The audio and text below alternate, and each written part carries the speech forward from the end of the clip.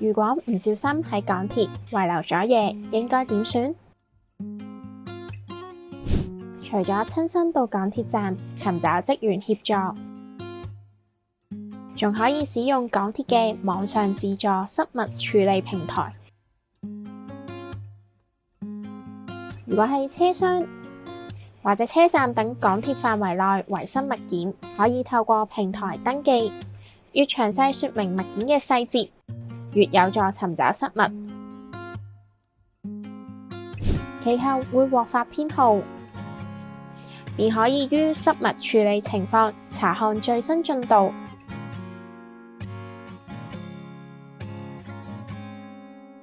除咗港鐵網站，亦都可以使用 MTR Mobile App 登記失物。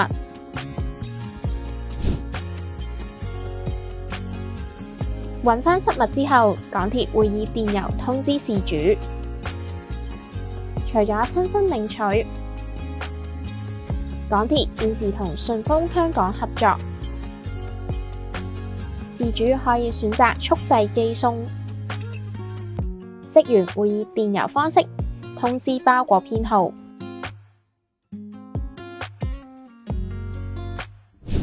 然而，需要注意現金、珠寶需要確認嘅電子設備，以及具時效嘅門票等等物品，